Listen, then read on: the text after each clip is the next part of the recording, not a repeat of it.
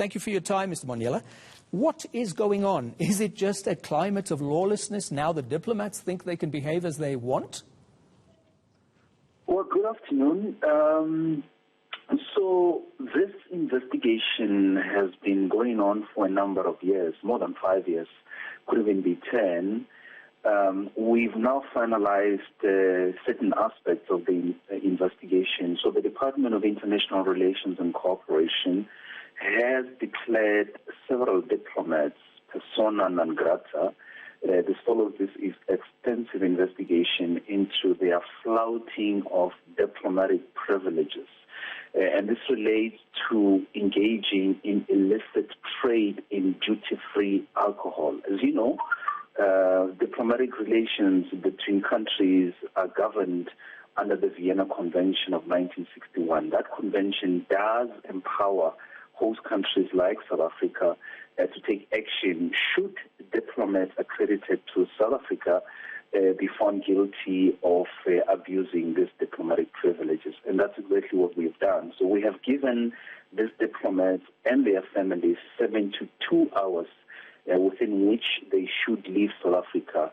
Failure to do this would mean that they would be arrested. Really? So diplomatic immunity doesn't cover them in this case? They will be arrested after that window of 72 hours is up? Yeah, so after being declared persona non grata, they're given a certain period within which to leave the country. If they fail to do that, they will no longer be covered under the Vienna Convention, which means they will be arrested. One of the conditions we've given them is that they are expected to relinquish their diplomatic status by retaining all the necessary diplomatic tools back to the Department of International Relations and Cooperation. I can also tell you that investigations of similar transgressions by other diplomats is ongoing and, in fact, at an advanced stage. And similar action will certainly be taken should they be found guilty. So this is not the last you've heard of this. There will be more. Oh, I'm sure that there's a tremor going through Waterkloof at the moment, just as you said that. but let me ask, what happens with these countries? I mean, it's pretty embarrassing, I guess, for Lesotho and Malawi to have to take these diplomats back. Do they respond in kind, or do they say, well, you know, we accept that this was a legitimate investigation, and so we'll just send you new diplomats?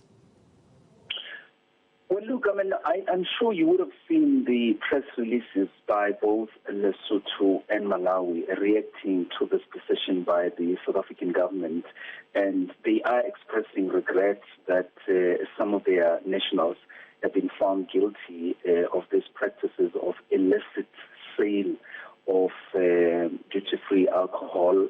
And in fact, relations between South Africa and these countries are quite solid and strong and cordial. This is not new in the conduct of diplomacy. There are many countries that have taken similar actions where abuses are found to have taken place. In fact, as the South African government, we are calling on all diplomatic missions accredited to the Republic of South Africa to respect, uphold, and comply with all the laws of the land, including adherence to the prescripts of the Vienna Convention on Diplomatic Relations of 1961. So what happened in this case is that these individuals would purchase duty-free alcohol and abuse that privilege and resell that alcohol in certain instances to shop-ins and taverns. In certain instances, they themselves, those individuals, were found to be running this shop-ins. So status and privileges in countries where they are accredited. So we would expect the same for diplomats accredited to South Africa. We've got good relations with their countries, and we just expect that they shouldn't abuse their diplomatic privileges and comply with the Vienna Convention. Now, you've been doing this for some time, Mr. Monyela. I wanted to ask this. Is this the worst that you've seen, or is there a story that you can tell us that will leave the ENCA viewers even more aghast? No, I mean, I would think that for the time that I have been in this job, this is certainly one of the worst I've seen, given the money that is involved here.